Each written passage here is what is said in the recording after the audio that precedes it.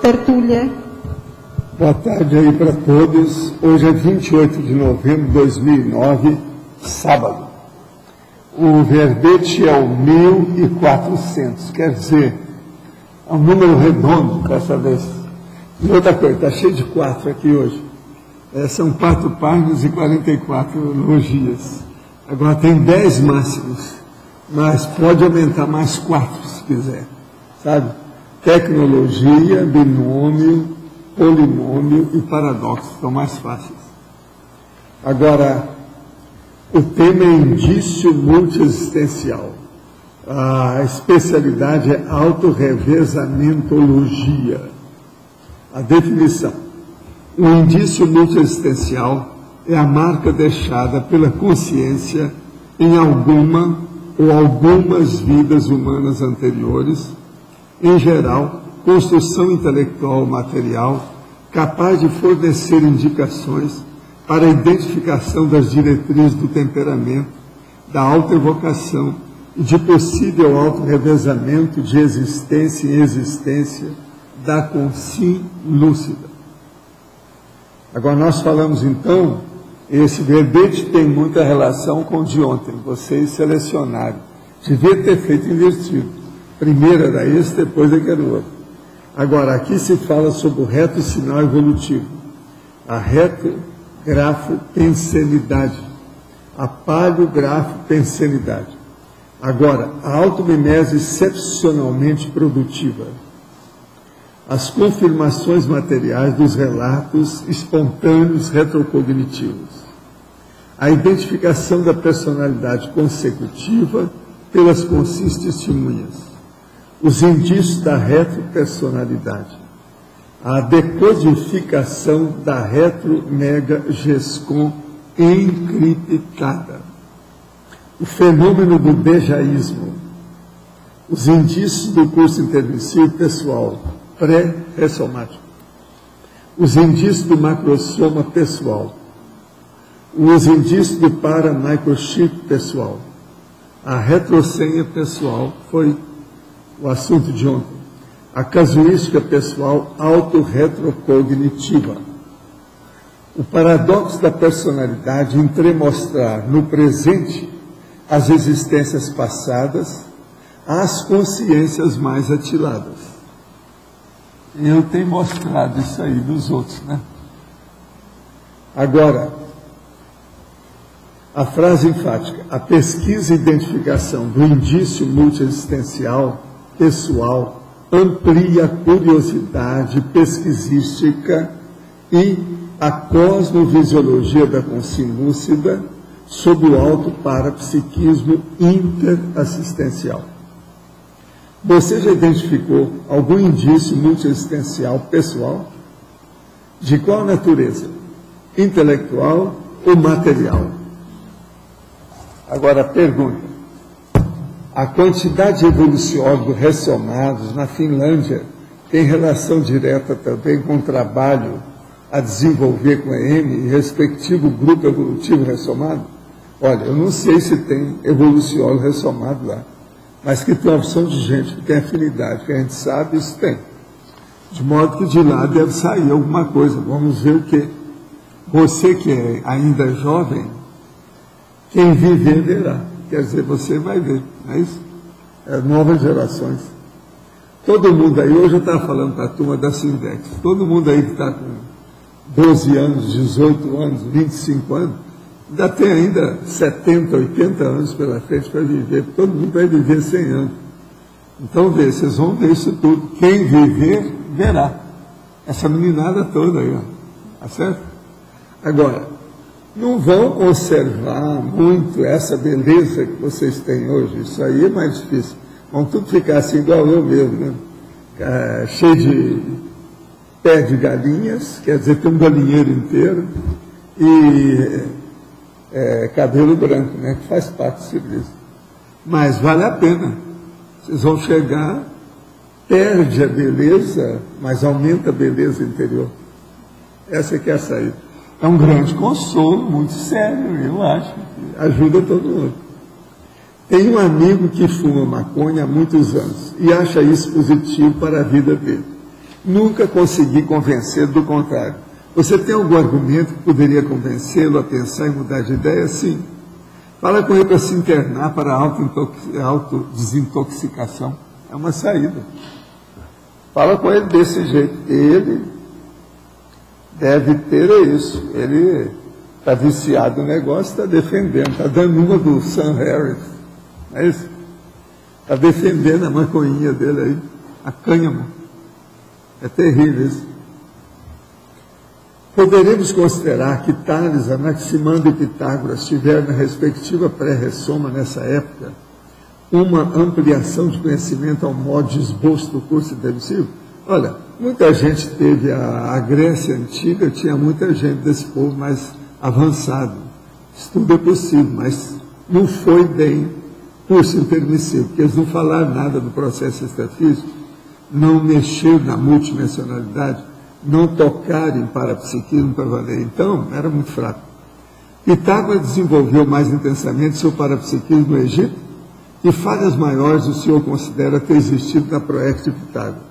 Olha, naquela ocasião era muito pouco conhecimento que se tinha, né? Ele fez o que pôde, igual aos outros da época, mas você sabe, é fogo.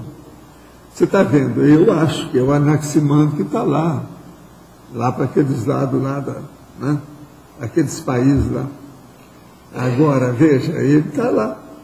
Ele ainda não apareceu aqui, ele ainda não sabe nada ainda sobre o processo de conscienciologia.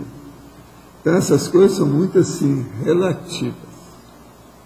Agora, e os colegas que, embora geniais, não ficaram na memória da história devido à não publicação das ideias, mas que, no entanto, prestaram grande assistência? Como fica o saldo da fé? São esses caras que estão aqui conosco. São vocês, é igual você. Você que está querendo saber tudo, que pesquisa tudo, que pergunta todo dia 3, 4 perguntas. Esse aí pergunta 3, 4 perguntas todo dia. Eu não estou achando ruim, não. Eu acho o máximo. Vou até bater palma para você. Isso é muito bom que você está pesquisando. Então, são vocês que andaram fazendo. Você nunca achou livro nenhum seu de vida anterior? Procura. Hoje, os livros estão aparecendo tudo na internet. Tudo é possível, né? Gostaria de saber se todas as centrais extrafísicas de energia têm diversos tipos de energia com diferentes finalidades e se todas são padronizadas dentro do mesmo sistema, intercomunicadas a outras maiores. Ou se existem sistemas diferentes de linhas de atuação diferentes para cada grupo. Não, aí depende do nível do objetivo. Todas elas são mais ou menos padronizadas com o nível do objetivo. Onde é que elas funcionam? O que elas estão fazendo? Isso é que eles acham importante. Poderia comentar em fatologia, na última linha, a decodificação da retro-mega-gescon encriptada? Sim, isso aí é uma das coisas mais sérias que tem. A primeira coisa que você tem que ver é o seguinte: olha as suas ideias inatas, olha as suas tendências, preferências e estilo, olha os seus talentos, olha a sua facilidade de entender certas coisas. Isso aí mostra o processo da reta mega-gescon encriptada, porque todo mundo, se teve, ela está escondidinha. Agora, a gente vai achar através disso tendências, preferências, estilos, a condição de executar. Agora, eu quero dizer para vocês o seguinte: para ver também o processo da retro-mega-gescon encriptada, seria bom ver as 7 coisas que nós falamos de ontem para hoje. São 7 verbetes. assinatura pensênica, autoidentificação, o códex sutilíssimo, o indício multiexistencial de hoje, a marca parapsíquica, a retrosenha pessoal de ontem e a forma holopensênica. Isso tudo aí está dentro da mesma linha para a gente entender o processo. Valdo, Vale a pena ver. Nessa da encriptada, que é encriptada é sepultada, né? Eu não entendi direito o que se quis dizer, que ela está... Aqui, ó, a pessoa não lembra. Lembra depois Então, não desenterra. lembra, mas aí, se a pessoa teve um bom trabalho em vida anterior, está lá, ela não perde, é o passado dela. Mas veja, ela chega aqui e não lembra nada disso. Agora, para lembrar, a pessoa tem que começar a puxar fio da meada. Quer dizer, é isso que eu estava falando. O ideal é desenterrar. Isso. Fazer exumação, né, de algum modo. Agora, gente, ó, o negócio que eu falei ontem, do Paul Ricoeur, o livro é esse aqui. Ó. É um opúsculo, isso não é livro, é um opúsculo. Agora, o que se passa? Eu vou ler aqui algum trecho para vocês verem. Vê se vocês entendem. Ó. Isso aqui é o tipo da coisa que a gente pode chamar a pessoa de burra na hora. Muito bom. Com efeito, torna-se mistério arrancar sempre pela outra mente que, precisamente daquilo que se procura suspender ou interromper o reino. Mas, ao mesmo tempo, é preciso empenhar-se em dar uma articulação discursiva àquilo em nome de que é exigido e assegurado de dever pronunciar a anterioridade da ética, da responsabilidade, em relação ao jogo que o ser conduz, o jogo da essência, seria melhor dizer, da essência, com um A, segundo a nota da primeira página do livro em foco. Vocês entenderam tudo, entenderam? Vocês são máximos. Eu acho vocês máximos. Outra aqui, ó, outra página. A anarquia do dizer ético subtrai-se a arquia da enunciação, reduzida a uma simples excrescência do dito apofântico. Mas o prefixo pré não significa anterioridade temporal? Outra cabeça de hidra do outro ontológico levanta-se aqui que também é preciso decapitar. Trata-se do outro pé tendido, da anterioridade temporal. Outro pré-tendido, na medida em que o passado retido é recuperado pelo presente da presença. Vocês entenderam tudo, entenderam? Quando eu falo pré-tendido é porque está separado, eu não escrevo junto. Eles fazem isso. De modo que o livro está aqui. Se alguém quiser ver, esse opúsculo é todo feito assim. Ainda bem que são poucas páginas. Agora, vocês devem ver, é o livro desse Levinas, que eu chamo às vezes de Levinas. Entende? Que é o Emmanuel Levinas. É terrível o negócio aí, que é baseado no livro dele. O livro dele deve ser tudo isso, mas já é um livro. Aqui é um opúsculo. De modo que isso é a sua equipe. São seus filósofos da atualidade. Quer ver o que eles falam deles? Neste livro, dois dos maiores pensadores de nosso tempo estão presentes. Paul Ricoeur, analisando aspectos fundamentais da obra de Emmanuel Levinas, as tensões entre o mesmo e o outro, o dito e o dizer, a ética e a ontologia, são os grandes temas que perpassam este importante trabalho e conduzem o leitor a uma aventura na complexidade dos fundamentos do real, da qual, com certeza, retornará mais rico e mais bem preparado para enfrentar as imensas exigências de responsabilidade que o mundo e o futuro propõem a cada um de nós. Se vocês forem seguir isso aqui, vocês estão no buraco, diretamente para o barato das ferras. Tem? Não, ele está falando de outra coisa, né? Não é aquilo que está aqui. Agora, a própria página, olha só, o que é que tem? O que é isso? Como é que vocês vão interpretar? Começa a interpretação assim, o que é isso? Tá certo? Outra mente. Quer dizer, é preciso de outra mente para entender essa. Está sendo precário. Agora, uma coisa, a Rosa não veio não, né? Ainda não chegou, né? Mas olha, se alguém quiser ver essa preciosidade, está aqui. Tá certo? Professor, aqui na definologia, no final da penúltima linha, o senhor usa autoevocação. Da autoevocação.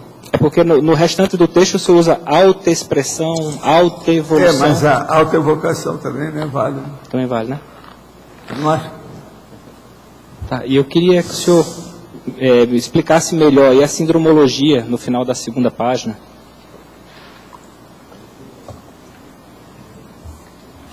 Você quer saber o quê? A sindromologia no final da segunda página.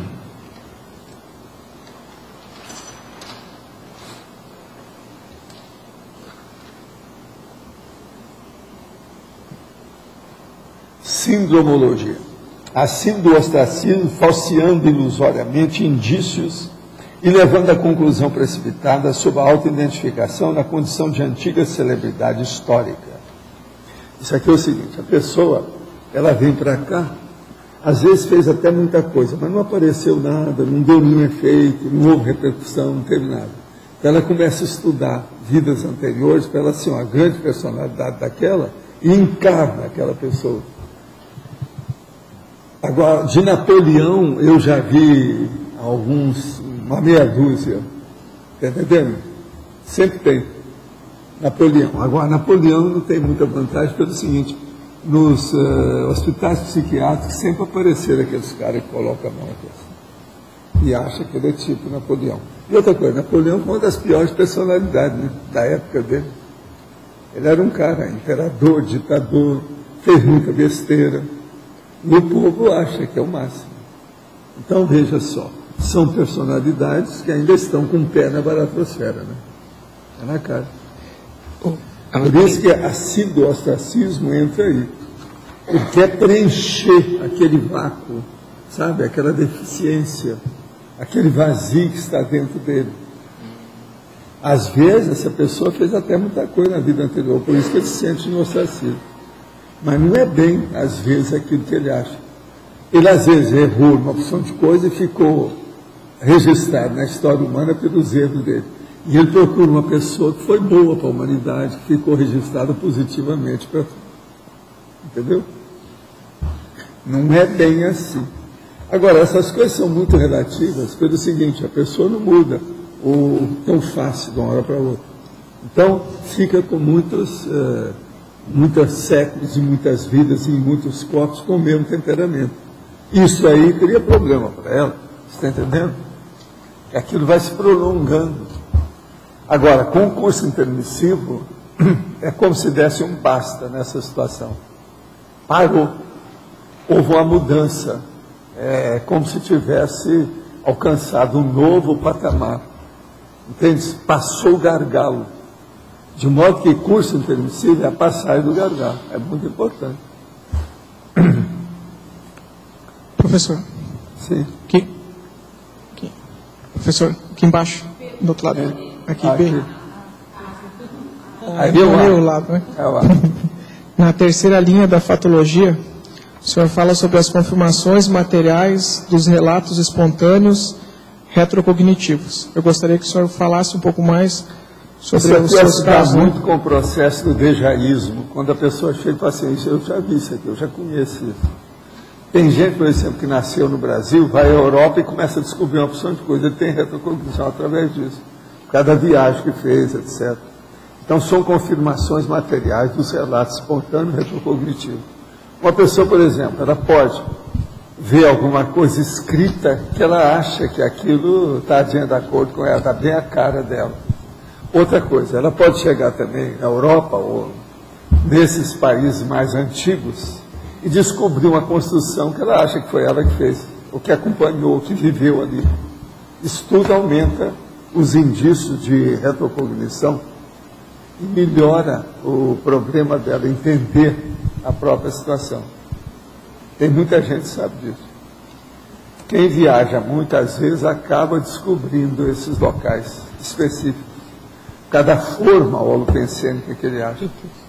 Entende? A forma predispõe, é como se fosse um conceptáculo, um ninho. A pessoa chega lá e se aninha. Ela se sente melhor. Entende isso? Como é que, professor, como que a pessoa vai medir a relevância de uma pesquisa mais aprofundada nisso? Porque isso vai variar de caso para caso. Para uns é mais relevante. O ideal é ela ir anotando as coisas que acontecem de modo espontâneo. Se aquilo acumular e ter muita evidência, às vezes vale a pena fazer pesquisa. De outro modo, não adianta, né? É perda de tempo. A pessoa já vem com esquecimento de propósito. Sim. Entende? Que o processo da Seriex, né, tem muita hipomnésia, muito esquecimento. Agora, quando lembra, é porque a responsabilidade é maior, para chamar a atenção da gente.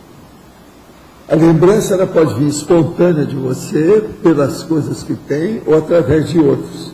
Esses outros pode ser extrafisicamente, pode ser fisicamente. Só aí você tem 3 origens que pode desencadear o processo. Essas coisas existem. Entende? Eu, do meu lado, que eu faço aí a parte do processo humano, eu levo isso muito em consideração e vejo isso com muito rigor. Eu só meto a língua nos dentes quando eu recebo alguma mensagem do amparador. Que eu tenho confiança, eu já tenho experiência, já há precedentes, aí a coisa é diferente. Com isso eu nunca me arrependi de nada que eu entrei nisso. Que é muito perigoso, difícil, complexo, sutil, o negócio não é fácil. A sofisticação dos efeitos de uma coisa dessa, né, é muito grande. Agora, o problema é ver. Você, por exemplo, você é fácil de ver suas coisas do passado, você tem facilidade para desenhar. Isso deve ter sido em vidas muito recentes. Não foi há muito tempo. Está entendendo? E outra coisa, isso tomou você, envolveu você. Entende? Por exemplo, eu posso desenhar também um pouco, mas isso não me tomou. Meu caminho, meu modo. Entendeu o que quer dizer? Sim. Que eu mexi com isso foi um meio que eu usei durante a temporada, uma coisa ou outra. Mas eu não me profissionalizei naquilo. Entendeu? Entendi. Então, cada um tem que ver esses detalhes. Agora, o artista, principalmente o artista das últimas vidas dele, agora recente, ele aparece mais, ele se expõe mais, ele aparece mais devido ao ego. Todo artista tem um ego maior, né? Então, aquilo aparece mais. E esse aparecimento ajuda na evocação, na lembrança. Você observa que você vê isso. Uma coisa que você podia estudar, Pedro, é qual é a sua tendência artística. Qual escola a que você pertence? Isso pode te dar uma indicação. Eu, por exemplo, eu te falei, eu sou do clássico. Não adianta vir falar que eu desenhei aquilo ali, se o cara, por exemplo, é tipo surrealista ou qualquer coisa atrapalhada. Sim. Eu não tenho temperamento para isso. Meu negócio é tudo preto no branco. Eu gosto de tudo 2 mais 2 igual a 4. E ó, 1100 já era assim. Então eu tenho uma coisa bem definida, eu sei bem. Agora você, tem que examinar você. Dentro desse estilo de desenho, a situação toda. Onde é que você se coloca? Entendeu? Sim. Há muitas escolas, muitas tendências artísticas, muitos veios de inspiração. Aí tem que ver. Né? Mas é interessante você pesquisar, vai anotando. O que você acha? Entende? Entendo. Eu tenho feito isso aí mais ou Por menos. enquanto, é muito cedo você tirar qualquer conclusão, porque você é muito menino. Está muito novo. Lá pelos 50 anos, você já vai ter uma ideia. Entendeu? Entendi. Cresça e apareça. Ou, como diz o cara, fica de barba branca, depois você vem conversar. Entendeu? Entendi. É o caminho. Professor, aqui no... o senhor estava falando para o Pedro da questão da cidade, aquela cidade que a pessoa, ou aquele país, ou cidade, onde tem a fórmula pensênica da pessoa e que ela vai se sentir bem, né?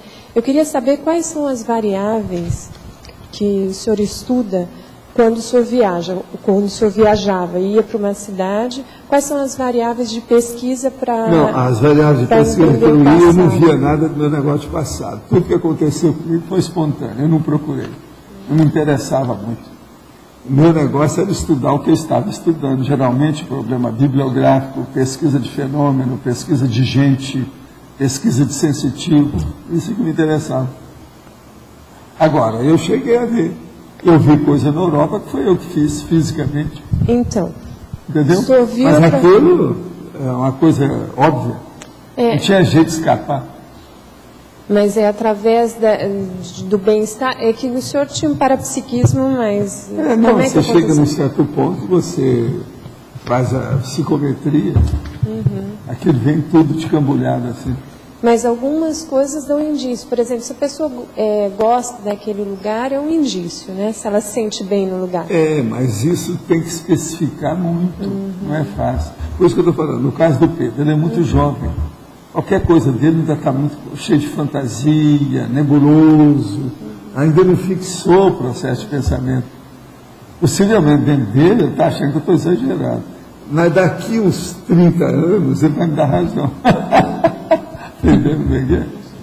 É só com o tempo. A gente falar para o jovem que a juventude é uma doença, mas que o tempo cura, em pouco tempo, inevitável, a maioria ri da gente, mas é.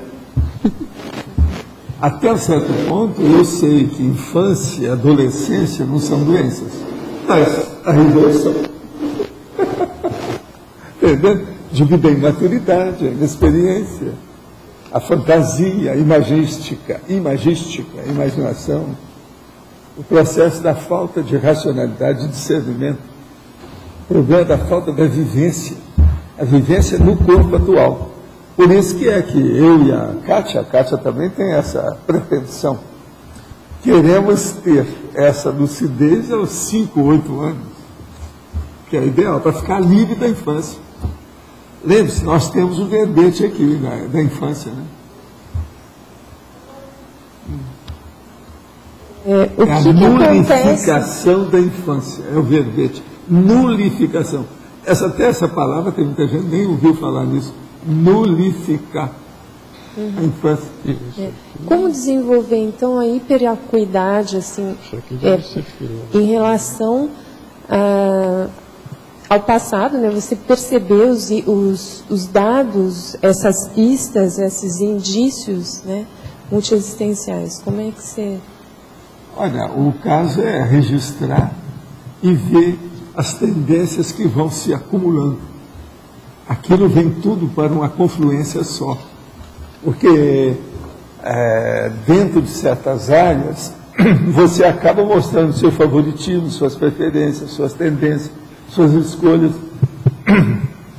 A triagem espontânea, praticamente instintiva da pessoa, não erra. Você está entendendo? Ela é em cima do lance. É só a pessoa prestar atenção. Agora, não pode ter... a pessoa não ter fixação de algum processo mais ou menos lógico, racional sobre o assunto. Porque há muitas linhas de conhecimento. Se ele vê aquela linha que vem, aquela vertente, aquele veio, o que é que aconteceu por ali naquela direção? E como é que aquilo vem, uma opção de coisa, tudo batendo no mesmo ponto. Agora, uma coisa que é séria nisso tudo é o seguinte: ninguém foge daquilo que é. Você não muda seu passado. Aquilo que você fez, você traz com você. Todo mundo é um caracol em matéria de cognição. A pessoa traz a casa junto de si. Então, todo o seu almoxarifado de cognição, de conhecimento, está com você. Você que é boboca, ainda não sabe abrir a porta, entrar lá dentro, ver os departamentos que tem, de tudo que você guardou. Está tudo arquivado em você. Agora, por isso que eu falo, tem pessoa aí que é ruim para lembrar o que comeu ontem de manhã, como é que ela vai lembrar do negócio aí de... O senhor acha que vidas anteriores e tendências? A questão da leitura, no caso, ela pode ampliar muito o acesso à leitura, o estudo, ele amplia esse acesso ao almoxarifado. Ela tem realmente preferência. O que é que satisfaz a ela na leitura? O que é que tem? Com o tempo ela vê. Agora, ó, eu só vou te mostrar uma coisa, não quero embolar seu meio de campo, mas é uma coisa séria que a gente tem que falar para ser honesto. Vocês são, como eu sempre falei, o supra-sumo dessa história. São zerados da maioria disso que fizeram curso intermissivo. Não, dentro da média. Vocês estão acima do vulgar da história. Do ponto de vista evolutivo. Querendo ou não, não adianta falar muito em democracia nisso, o cabotilismo, ou sinceridade aí no caso. Isso aí é mais do que sinceridade, isso é franqueza. Agora, o que é que se passa? Mas tem um aspecto aí ambíguo, dificílimo. Todo mundo aqui, a maioria, são versáteis e polivalentes. É uma droga. Aí vem aquela moça e fala para mim assim: doutor, eu tenho tendência para isso, para aquilo e para aquilo. O que o senhor acha que eu sou? O que eu fui? A maioria aqui tem tendência para opção de coisa, principalmente hoje, que a vida é boa, cheia de fartura, cheia de coisa aí. Todo mundo gosta de tudo. Né? Tem uma opção de moça por aí que aprecia demais a culinária, está entendendo? Aprecia o processo de estudar, o problema da arte de se apresentar, né? Sabe comprar, são grandes consumidoras, não é isso? Tem uma opção de coisa assim, tem tendência. Outra coisa, gosta de certas cores específicas, mas veja, isso, às vezes, em vez de ajudar, piora tudo. Embola o meio de campo na preferência para a pessoa ter uma indicação certa. Então, é necessário, com o tempo, quer dizer, tempo, é necessário tempo, a pessoa envelhecer, ter experiência, para alcançar, definir, identificar, dar o diagnóstico da própria realidade. Enquanto jovem, eu acho muito difícil. Por isso que eu acho que ter maturidade antes ajuda isso e o resto. Tudo na vida. Uma pessoa que tem maturidade antes, ela tem tudo. Você entende? Eu acho que na minha vida, eu já falei para vocês várias vezes, a melhor coisa que aconteceu na minha vida é que eu pude recuperar alguma coisa do meu parapsiquismo. E aos 14 anos eu sabia o que eu queria. Agora, o que me ajudou, no meu caso, foi parapsiquismo. Não foi nada que eu estudei. O que eu estudei ajudou, principalmente, para eu poder estudar os processos da fenomenologia, os problemas todos, outros idiomas, outras coisas. Eu fazia tradução disso. Isso me ajudou demais. Então, cada um tem que ver o seu caminho. Tem gente, por exemplo, que tem uma facilidade enorme com a psicomotricidade e os processos todos que dizem respeito, por exemplo, à arte. Então, é lógico, ela já deve ter sido artesã quantas vidas. Agora, ela vem e ela gosta da pintura, ela gosta da música, ela gosta da escultura, ela mostra da arte, ela gosta da arte, até de representar, da dança, até do sapateado. Quer dizer, eu vi muito disso, é uma das coisas que eu fui estudar em Hollywood, que eu queria ver as tendências do povo. Tem gente que é incrível. Agora eu vou te contar, tem gente que é uma multidão numa pessoa só. Então veja, aqui a maioria é isso, mas de uma maneira mais assim, assentada. Já não tem tanta, entende? Aquela ansiedade, entendeu? De fazer careta. Já passou. A ansiedade de vocês já não faz careta mais. Hein? Vida nossa atual, provavelmente quando a gente voltar, dependendo do trabalho que a gente conseguir fazer, escrever livro ou escrever alguma coisa, deixar bem... A tendência agora é vocês lembrarem cada vez mais e vão acabar com essa severidade da seriedade. Vocês vão começar a entender essas coisas todas. Você veja a minha vida, eu para mim, coloque-se no... calce o meu sapato. Você vai ver que tem uma opção de coisa, de valores que eu não dou. A pior coisa que tem é a hora que você começa a mudar os valores que cria problema para os outros.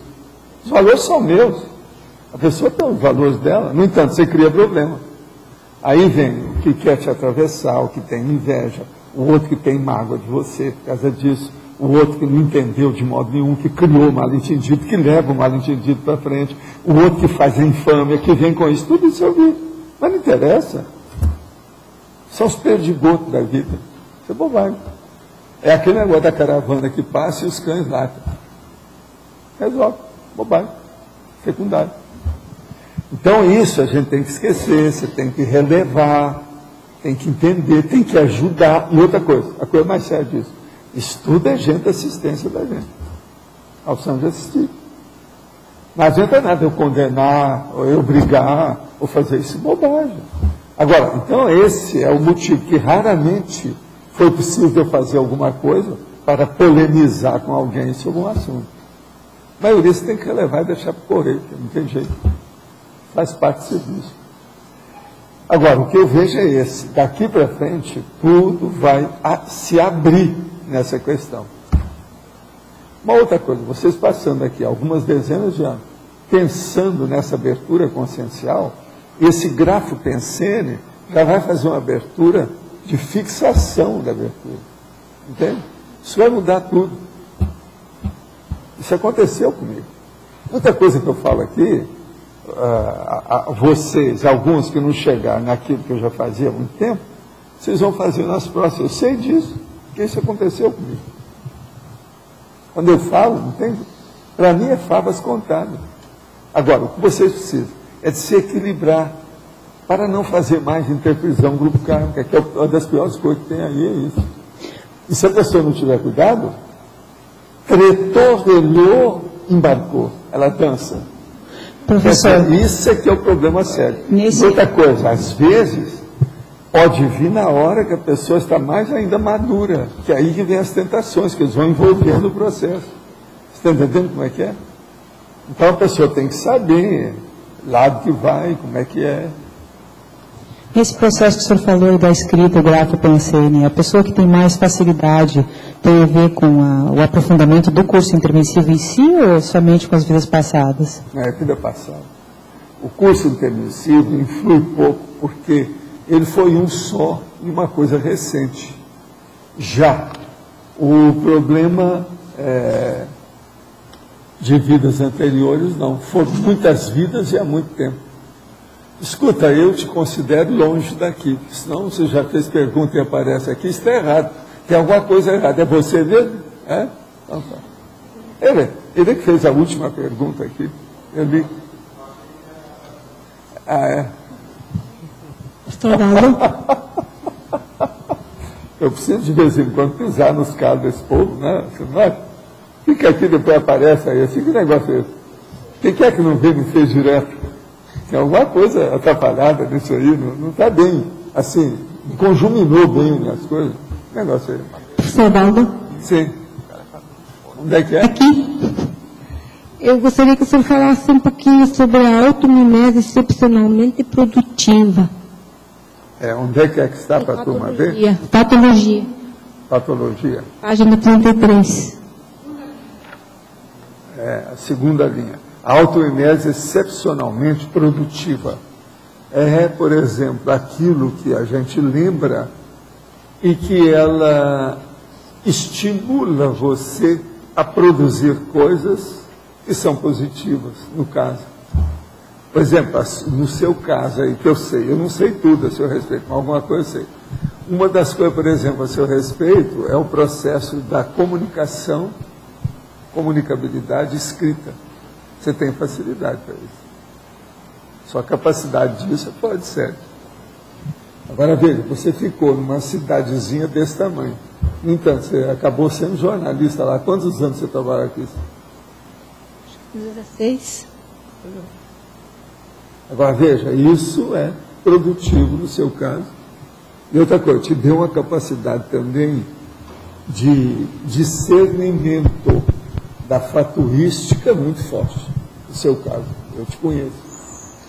Você tem discernimento do processo, por exemplo, sociológico, antropológico, político.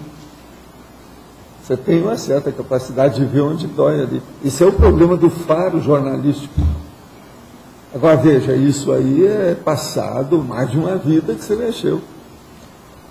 Isso não vem fácil. Uma outra coisa, você com todo o seu processo de origem alemã, você dominou bem esse processo de português, as coisas todas que tem, continua dominando o inglês, você tem facilidade para isso.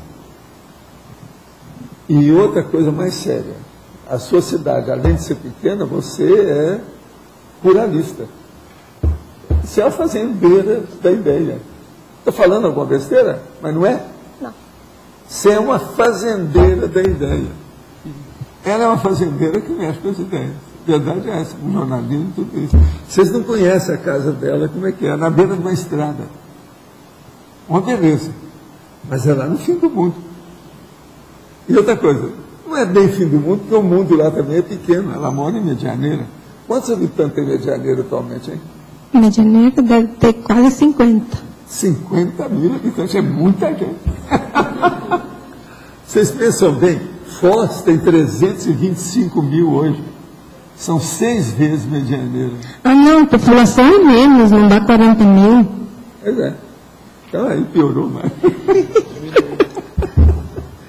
Mas eu acho que não é à toa. Agora, como veja, isso aí, ela é uma fora de série, gente. Vocês estão entendendo bem isso? Outra coisa, no meio daquele mato lá, por exemplo, o povo às vezes fala que eu moro aqui no meio do mato, que eu escolhi o mato. Não foi isso, Isabel, que falaram desde o início. O senhor vai fazer essas coisas todas, gastar esses milhões de dólares no meio do mato? É isso que eles falaram em 95. O seu mato é a vovozinha, você vai ver daqui a pouco como é que não vai ter mato nenhum. Agora, no caso dela, não. Lá é estrada, está retirado mesmo. Lá a cidade ainda vai demorar a chegar lá, do jeito que precisa. Tomara, né? Hein? Tomara. Entende? Os bichinhos vão agradecer. Ela dominou isso com perfeição dentro do processo todo. Agora, a vida moderna permite isso. Permite essa comunicação mais ampla. Entende? Isso aí ajudou. A Síria ajudou muito. Agora, então, veja por aí como é que é seu caso. E a situação toda, como é que fica nisso. Agora, veja a língua alemã atrás disso. Bom, mas em parte ela me ajuda muito, né? Não é? Foi a língua alemã também que te deu a orientação de discernimento. O processo de discernimento é típico alemão, em você. Valdo, no seu jeitão. Valdo. Eu queria falar mais uma coisa. É o idioma. Sobre o processo dos adolescentes e dos jovens, eles também têm aqui licença, porque eu criei 3 meninos e uma menina, né? E eles, quando chegam naquela idade, eles acham que são donos absolutos da verdade, daí ninguém aguenta. Eu sei. É brabo o processo. O negócio é a gente falar, ao fim do desenho, vamos em frente. Esse processo é brabo. Valdo, será que dá para uma analogia? A retrosenha e o indício multiexistencial são próximos. Daria para você fazer uma analogia entre os dois? Porque parece que a É o que eu retrosenha... falei, aquelas 7 aí que eu falei, ó. Eu estou aqui, ó, alguns eu citei aqui, ó. Assinatura pensênica, autoidentificação, o códex sutilíssimos, a marca parapsíquica, está tudo aqui. Mas a remissologia. A retrosenha é uma parte, é um indício, é um tipo de... É uma particularidade do indício, é isso? É específico. É específico, a retrosenha. É. Agora, por exemplo, a hora que você lembra daquele nome lateral que você tem, como é que chama o nome? Fala alto. Identidade extra. Presta atenção. Isso é também específico. São específicos da situação. O que eu estou mostrando é uma série de condições mais ou menos parecidas que são diferentes. Elas não são idênticas. É o que eu chamo das aproximações simples. Agora, não é possível que vocês não estejam entendendo isso. Agora veja, quem bate mais nessa tecla sou eu. Vocês não vão encontrar muitos autores falando isso do jeito que eu falo. Mas é o jeito. Valdo, outra coisa, tanto o indício quanto a retrosenha, a identificação, parece que ela depende mais do parapsiquismo, né? É isso? O parapsiquismo seria o pai de todos, é o polegar. Fica. É o pai de todos. É. Mas tem outros que indicam, né? O indicador, etc. Eu sei, mas médio, lateral. Vamos dizer, mais parapsiquismo. Mas esse aqui é que é o... Entende? O negócio é sério. Porque Eu falo, o Polegar, que é o chamado pai de todo, a meninada não chama assim, não é verdade? Ele é o pai de todo. agora vi uma coisa aqui no estrangeirismo, aqui, a última, fala notícia inata, né? A gente sempre fala em ideia inata. O que seria uma notícia inata? A notícia inata. Agora é uma... Agora eu falo muito da ideia inata, mas agora a notícia inata que é a bacana.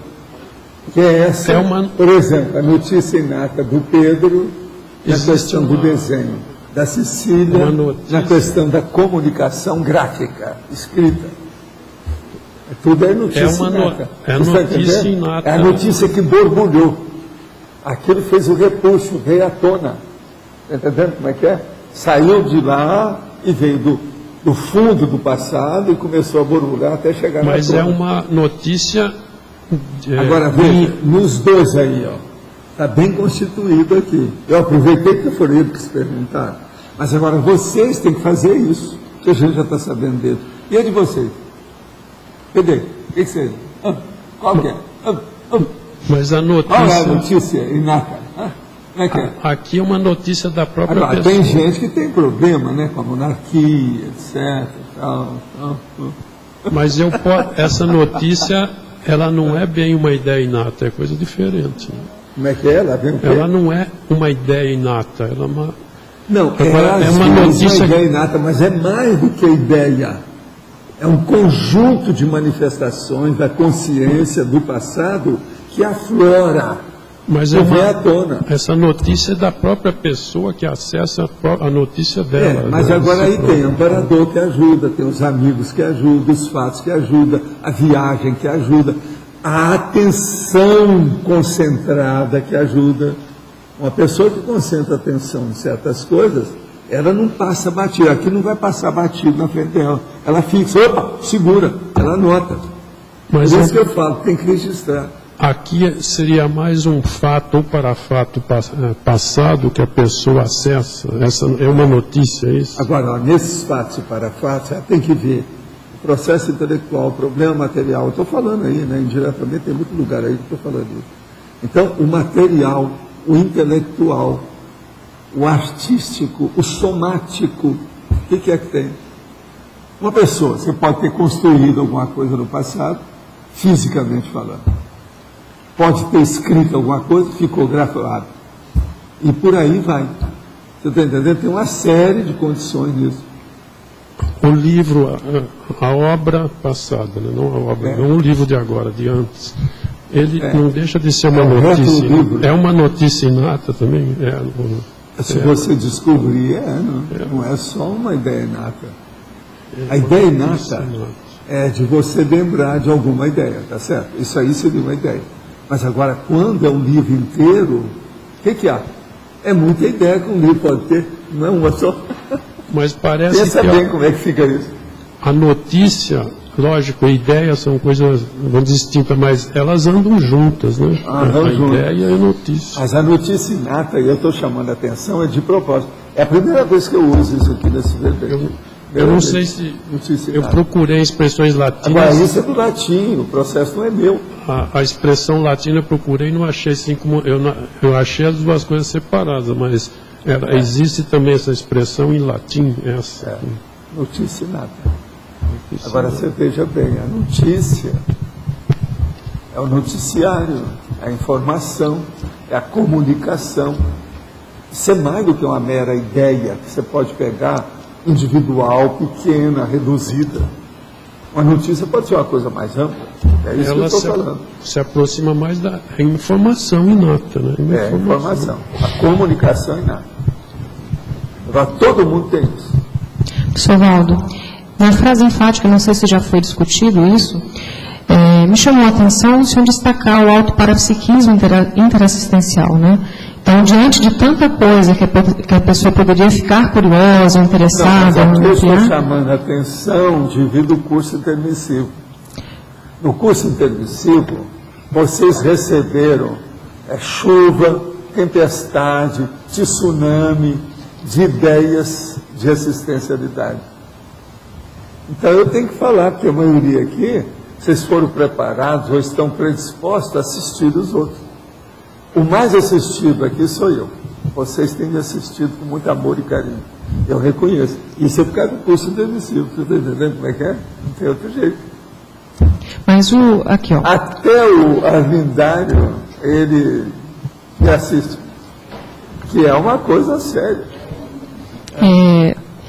O que eu queria entender mais a fundo é porque, assim, o senhor estreita a condição e discrimina a condição da pessoa ampliar a curiosidade pesquisística sobre o autoparapsiquismo interassistencial. Interassistencial. Quer dizer, a pessoa, ela reconheceu o indício... Ela já não vai pensar em parapsiquismo apenas por ela. A maioria do povo quer ter o parapsiquismo para se defender. Sim. Aí eu fico por cima da carne. Ou para aparecer. Besteira. A pessoa tem que pensar em desenvolver o parapsiquismo para ajudar os outros. Com isso, ela vai atrair os aparadores. A assistencialidade não era a minha questão, que isso para mim ficou claro. Tá certo. O que eu fiquei mais curiosa foi sobre o autoparapsiquismo. Poderia ser, por exemplo, a intelectualidade, a mental somática. Sei. Mas o autoparapsiquismo... O parapsiquismo engole isso tudo, né? Você sabe, o parapsiquismo pode ser o parapsiquismo intelectual. Tem de tudo. A coisa mais séria que a gente pensa. Agora, presta atenção. A pesquisa e identificação do indício multiexistencial. Então, você tem que pesquisar para identificar aquilo que eu estou falando aí do Pedro e da Cecília. Agora, amplia a curiosidade pesquisística. Quer dizer, você começa a pesquisar, você fica ainda mais pesquisadora com o tempo. Agora, por quê? Porque a cosmofisiologia, ela se amplia e o parapsiquismo começa a predominar. A hora que predomina, você quer ajudar os outros. Esse é o caminho da especificidade. Nas entrelinhas, ou nos bastidores da frase, está entendendo? Está a especificidade. Bem clara aqui. Qualquer um que for examinar vai chegar a essa conclusão. Ovaldo, aqui no ar. Em Principiologia, página 34. O princípio da constância relativa do temperamento consciencial. Eu queria que o senhor explicasse mais. É o princípio da constância relativa do temperamento consciencial. A constância relativa quer dizer do temperamento. Como é que é? Temperamento nós já falamos aqui antes. Temperamento é uma coisa mais difícil de você descartar. Ele continua com você. Então, você tem que ver essa constância que está ali com você dentro do temperamento.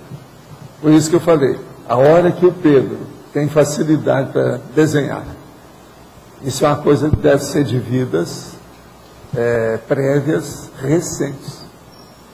A hora que a Cecília tem facilidade de comunicação gráfica, é a mesma coisa. Por exemplo, a Cecília não desenha tanto igual o Pedro. O Pedro não escreve tanto igual a Cecília. Você veja a especificação de comunicação de cada um deles. É um bom exemplo as duas cobaias que eu estou usando aqui. Entende? Agora, vocês, a maioria, são assim. Eu estou falando isso aqui porque foram eles que perguntaram. Agora, se a gente for mexer aqui, todo mundo aí é um poço de conhecimento sobre esse assunto. Agora, escuta, vê se ele está sentado direito aí para mim, tá? Volta. Eu tenho que estar de olho, né? Os meus netos aqui, eu tenho que estar de olho nesse meu povo. Como é que fica? Volta aqui no ar. Quando os indícios multiexistenciais começam a surgir, isso mostra que a pessoa já está preparada para lidar com aquela informação? Ou pode haver um estupro evolutivo? Do metabolismo. Como é que foi a assimilação que ela teve dessa realidade? Ela vai mostrar se teve ou não através disso. Isso tem que produzir efeitos positivos para ela. Porque senão não tem. Você sabe que às vezes tem assediador que faz a pessoa lembrar, né? Mas é que depois ela tem raiva de qualquer lembrança, ela não quer saber do passado, porque ela sofre com aquilo. Agora, o problema é esse, o primeiro indício que a gente tem de retrocognição é que a pessoa se sente bem com aquilo. E outra coisa, aquilo não vai desviá-la do trabalho dela. Se ela se sente mal, ou se ela fica com muita jactância, orgulho, soberba, ela enche o egão dela com aquilo, e isso aí vai dar para trás. Não ajudou em nada. Isso aí cria problema para ela. Então, quando vem de amparo, ela, como dizer, ela tem que descer redonda. Tem que ser bonitinho, certinho. Mesmo quando ela é promovida em lembranças negativas do passado, a pessoa... Às vezes, as lembranças negativas do passado é que ajudam mais depressa. Mas aquilo a pessoa já sabe, ela fica de tocaia perante si mesma. É o stalking. Ela fica de olho em si própria. Ela fica espiando as próprias reações. Com isso, ela depura o problema dos megatrafais mais depressa. Isso aí ajuda muito. De modo que se a pessoa tiver coisas negativas e ela não ir na onda de assediador, ela só pode crescer mais depressa. Sempre ajuda. Vale a pena. Professor, aqui na página 34, sinergismologia. O sinergismo interdimensional e o sinergismo grafo-pensene e mater-pensene. Hoje de manhã no curso, no Formação de Autores, a gente falou bastante sobre a estilística, né? E abordou um pouco esse assunto aqui do sinergismo grafo-pensene e mater-pensene. O senhor poderia falar um pouco mais? O caso todo é o seguinte: o grafo-pensene que a pessoa já fez, em geral, ele se repete. Quando ele vai se repetir, o que orienta esse grafo-pensene é o mater-pensene da pessoa. Então, para a gente saber qual foi o grafo-pensene, é a pessoa descobrir qual é o mater-pensene. Se ela descobrir, ela vai saber o que é que mexeu no passado, porque aquilo não foi feito de uma hora para outra. Uma pessoa que mantém o mater-pensene firme hoje, aquilo foi feito em várias vidas. Então foram muitos grafo-pensenes acumulados que fizeram as camadas para chegar nesse nível que a pessoa está. Então observa lá o Pedro, que tem facilidade para desenhar. Ele é jovem, descobriu logo uma certa vocação dele. Ele faz quadrinhos, desenha bem, vê as coisas com calma, tem lucidez para plotar. Você está entendendo? Para construir o problema de personagem, cenário, dentro do problema de quadrinho. Isso aí mostra uma série de habilidades conjugadas. Esse grafo-pensene não se cria de uma hora para outra. Isso vem do passado. É o jeito. Eu, por exemplo, descobri isso aí muito cedo comigo, que eu desenhava qualquer coisa, eu tinha dificuldade de expor, menino muito pequeno, 4, 5 anos, então eu desenhava o que era. O povo entendia mais meu desenho do que a minha conversa, porque eu não tinha vocabulário ainda suficiente. Você entende? Agora, quando eu cresci um pouco mais, era o máximo. Eu cheguei no ginásio, tinha as aulas de desenho. Primeiro dia de desenho, o professor Shafik colocou lá um objeto e mandou todo mundo desenhar. Eu fiz aquilo rápido e entreguei para ele. Tirei o primeiro lugar. Eu falei assim, você vai ser meu assistente o ano inteiro. Assim, sem mais nem menos. Outra coisa, a minha aula tinha um monte de alunos. Você está entendendo como é que é? Agora, é que eu já tinha feito naquela ocasião já história em quadrinho, já tinha desenhado, já ganhava concurso do processo, para mim era fácil. Né? Outra coisa, copiar as coisas, a coisa mais fácil é copiar. Né? A criação é uma coisa, cópia é outra coisa. E esse sinergismo aqui também já requer um treino, uma maturidade para conseguir fazer esse sinergismo. Agora, um potencializa o outro, por isso que é o sinergismo. A hora que você junta o grafo-pensene com o seu mater-pensene, acabou. Agora veja, uma pessoa que vê que isso aí é positivo, que vale a pena investir mais, enriquecer aquilo, ela começa a dar mais força para todo esse trabalho dela. Daí a pouco ela tem, vamos dizer, todo o processo de tendência, o mega trafor dela vai ficar estabelecido ali em cima. Tudo, então, há uma convergência positiva. Aquilo cresce, se expande. Há uma criação maior. Professor Valdo, aqui no... Entende? É prolífico, é construtivo. O que é? Aqui no B, assim, eu queria entender melhor a questão do gargalo, no âmbito da PROEX.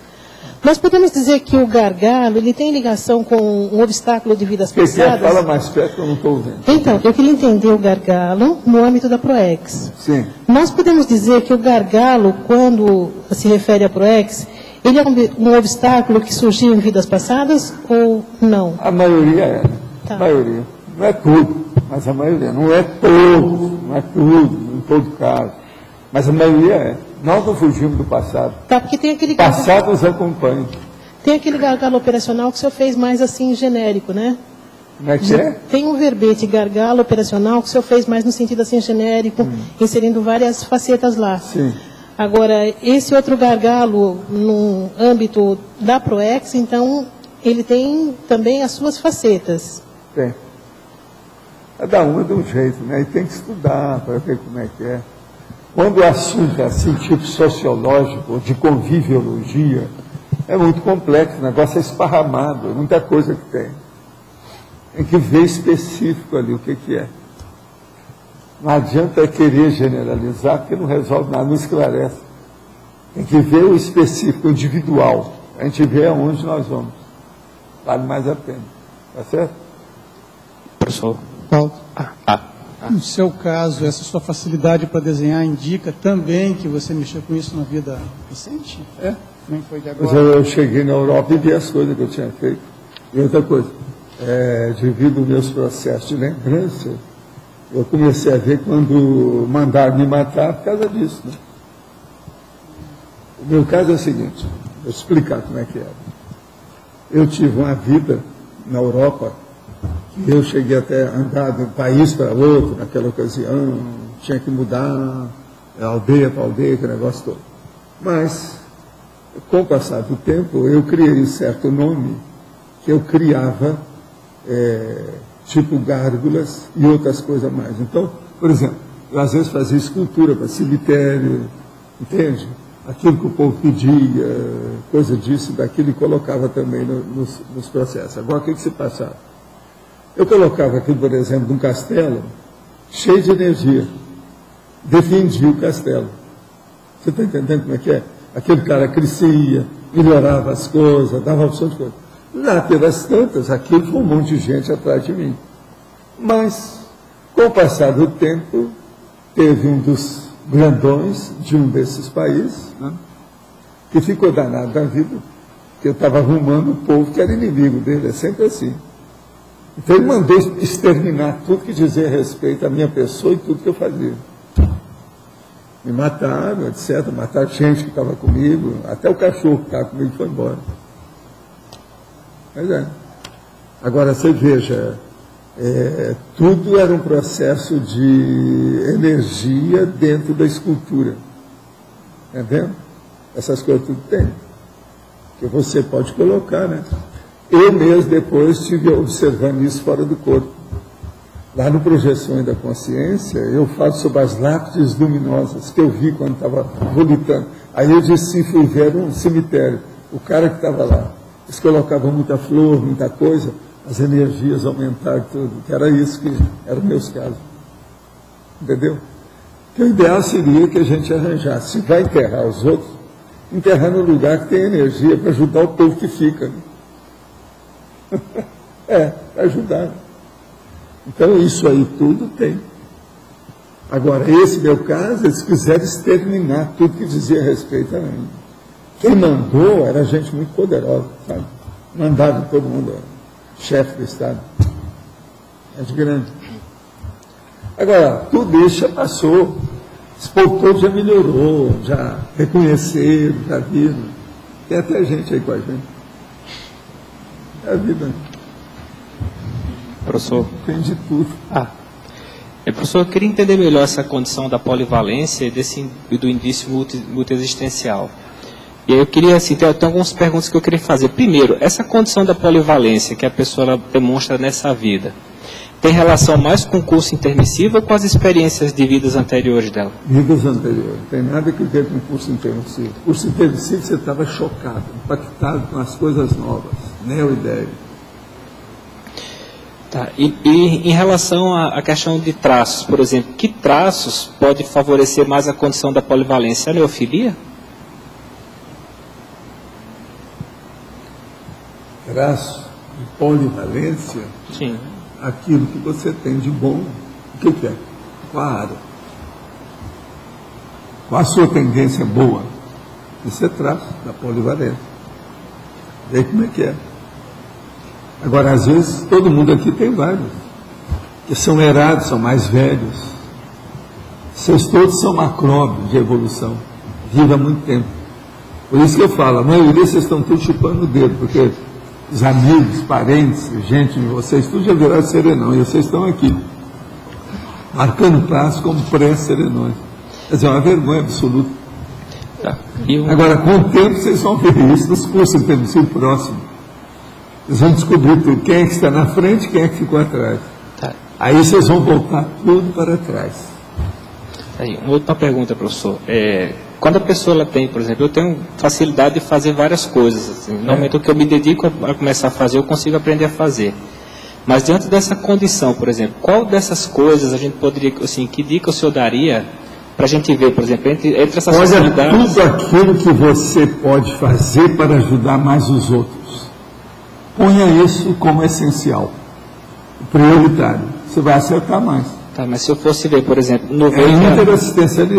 assistencialidade que eu estava falando lá. Se eu fosse ver, por exemplo, a questão da especialidade da PROEX, assim, o que eu poderia ver dentro dessas variáveis... Olha, TARES, o que é que você faz tem tendência para ajudar mais na TARES? Veja a minha vida, tudo que eu faço é conduzido para a TARES. E às vezes com algum sacrifício, cada incompreensão, mal entendido. TARES. A TARES é muito antipática. É o soco na cara, a fratura exposta, a impacto-terapia, a cosmoética destrutiva, tudo é TARES. Tá com? Todo mundo aí já fez, todo mundo já fizemos. A maioria chegou ao curso intermissivo por causa do TACOM. Mas chega lá e fala assim, isso aí já era. Agora, tudo mudou. É outro curso. Agora é a tarefa de esclarecimento. Deixa de consolar. Só consolação não resolve. Mas a gente precisa da consolação. Entende? Mas estudo também é problemático. Tem que saber como usar. Agora, esse realismo que eu falo aqui, que eu procuro vivenciar, não é fácil. Se fosse fácil, nós já teríamos conquistado isso até sem curso intermissivo. O curso intermissivo vem para vacinar a gente. O curso intermissivo é uma vacina. Alguns pegam bem a vacina, outros têm uma certa dificuldade. Entende? O senhor pode reverter aquela página dos 700 experimentos da conscienciologia, na qual estão os indícios da realização ou não do curso intermissivo? Sim. Vamos ver se com quem é que eu estou aqui com ela. Agora veja. 540, página 604, 700 experimentos. Está aqui. Tem 10 itens. Agora veja. Você tem aí, eu vou falar o quê? Eu não preciso escrever. Você tem que ler isso aqui e ver o que é que você faz com essa página. Uma página só do livro. Está aqui. Se tivesse aqui, ó, você quer que eu dou para alguém para levar para você? Tem alguém aqui que pode levar? A gente leva, se não tiver aí, eu não sei. O que é que eu faço? O senhor pode remeter aquela página, está querendo que a gente manda, não é isso? 700, é isso aqui. Agora, a distância, eu não sei como é, de que modo? No site, não tem? Valdo, tem como colocar em PDF, aqui no ar. Tem como colocar em PDF e a pessoa fazer download. Então põe. Vocês têm isso lá? Quer levar uma? Tem jeito de fazer. Você tem lá? Quer levar uma dessas? Sim. Então, Manda lá para o homem. Tem os dados da... A sua voz. Depois que eu e-mail da pessoa. Eu agora estou munido de todas as munições necessárias na hora. A gente responde na hora. Pabuf, VaptVupt. Ontem atingiu uma paciente que é guarda municipal aqui na região metropolitana de Curitiba. Na noite anterior, durante seu turno, prendeu o meliante que havia roubado um celular e então espancou o infeliz, junto com seu colega e familiar da assaltada. Diz que ter se sentido muito bem após o ocorrido e que anda sentindo raiva sem motivo aparente. E ela faz faculdade de enfermagem há um ano. Além de dar banhos de energia nela, como posso ajudá-la mais e melhor a reverter esse quadro de desassistência? Auto e heteroassédio claros. Olha, problema dá para ela, ou talvez, para começar, a nossa evolução. E dá uma geral para ela o que é energia, ver se ela consegue entender o que é energia. Às vezes uma pessoa dessa sabe o que é energia por causa do assediador. Vale a pena fazer mexe com ela, exterioriza energia em cima dela, que às vezes ajuda. Professor Valdo. Sim. Aqui no ar. Na quinta-feira, o senhor fez um comentário a respeito da higiene consciencial, dizendo que na sua adolescência você entendeu essa ideia como sendo uma ideia inata sua, né? Alguém fez um comentário de higiene mental e você teve esse insight de que você já tinha isso, né, inato. Como que é isso? Como que é isso na sua cabeça, assim, essa ideia da higiene consciencial como uma coisa inata? Como que se traduz, assim, desde pequeno para você isso? O problema todo é o seguinte, é que eu começava a pensar, a gente estava brincando, aí pelas tantas eu sentava numa pedra e começava a pensar naquilo que tinha ocorrido. Então eu começava a ver, não, o importante aqui devia ser assim, isso está errado. Então eu começava já a raciocinar qual a solução, a opção, a alternativa, o resultado, o final daquele processo. Agora, isso foi que me ajudou na questão da retrocognição. Eu parava para pensar, entendendo? Eu parava até para chupar manga, eu parava e começava a raciocinar, não, essa é a ideia. Então eu comecei a dar muito valor para a ideia, entendendo? Na história. E isso aí, com o tempo, eu falei sobre o negócio da pessoa pensar direito, essa coisa toda. Aí a minha mãe falou assim, meu filho, nós vamos arranjar, aí você vai escrever uma carta. Eu era pequenininho. Você vai escrever uma carta pedindo os negócios da área da saúde, que eles distribuíam. Tinha até na ocasião um desenhista chamado Oswaldo Storni, que ele fez até desenho para o Tico-Tico. E ele desenhava as coisas de saúde. Então, por exemplo, vinha aqueles folhetos, então, dessa área da saúde aí, do governo, que mostrava o que era verminose, o que era o problema da vacina, por que a vacina era importante, porque tinha que doutrinar o povo a favor da vacina, entende? Por que as crianças deviam de andar com sapato, que aquilo era muito importante, por causa de verme, e uma outras coisas mais que havia. Então, a minha mãe falou, isso que você está querendo é a limpeza da cabeça da pessoa. Aí começou a falar o que era higiene para mim, porque ela adicionava isso no curso primário. Ela sei, meu filho, esse negócio que eu falo, você não pode ficar com essa gola babenta, não pode ficar com o nariz correndo aqui, isso tudo é sujo, entendendo? Então, com isso eu comecei a entender. Agora, quando eu vi o processo de higiene mental, eu falei, não, é isso aqui, ó, é a minha ideia. Então, é a limpeza do pensamento para você ficar só com pensamentos mais limpos, corretos, melhores, adequados para aquilo que você está fazendo. E aí você usava isso como referência quando chegava num ambiente que tinha ideias antagônicas e tal. Você já sabia... Para que ele está pensando? Ele devia ter pensar pensamento melhor. Não sabe ser esse ruim. Porque toda vez que uma pessoa pensa um pensamento ruim, quem vai sofrer em primeiro lugar com o pensamento é ela. Eu começava a pensar isso tudo e não entendia nada como é que o mundo é. Você está entendendo como é que é? Não dava. Desde pequeno, né? Agora, com o tempo é que eu tive aquele negócio da retrocognição e vi o processo do meu irmão, que estava preso, porque era um espião, entendeu? Naquela ocasião ele era um espião. E eu era um dos caras da política, um dos líderes. E eu vi aquilo. Aí a mensagem que eu recebi na hora foi, não, tem muita paciência que ver com ele. Tem que ver com o negócio do passado. Então, isso tudo a gente criou coisas atrapalhadas no passado que está resolvendo agora. Agora, me dá uma história. Essas coisas tudo aconteceu antes de eu conhecer o Espiritismo. Conhecer o Espiritismo mesmo pela lei, você está entendendo? Eu já sabia. Porque se fosse, por exemplo, com a gente, com a maioria, né, ver uma situação dessa já ia entrar na questão de autoculpa, milindre, né? Não, no processo de briga. Eu sempre fui da não violência. Está entendendo? Eu acho que eu cheguei a brigar na minha infância, eu acho que 3 ou 4 vezes que eu me atacar. Mas mesmo assim eu não saí bem, porque não fiquei estropiado, nunca quebrei a perna, braço, nada disso. Vários amigos meus, eu começava a brigar e a pouco estava lá o braço quebrado. Estava fraturado, estava lá, andando tudo alterado. Valdo, agora a retilinearidade pensênica, essa ideia de você manter o foco essa ideia veio para você uma elaboração melhor da higiene consciencial? Não foi, mas isso aí aos 14 anos eu já sabia de tudo isso. Você já sabia também? Eu já sabia. O caso é o seguinte, uma coisa muito séria que acontecia comigo é o seguinte. Uma pessoa está dando uma aula, uma mulher, um homem, qualquer coisa, está dando aula para mim. Aí eu via que o pensamento estava bem, ela está se encaminhando bem. De uma hora para outra, eu vejo que ela mudou. Aí eu fixava bem, olhava bem, quando eu via, tinha uma consciência com ela.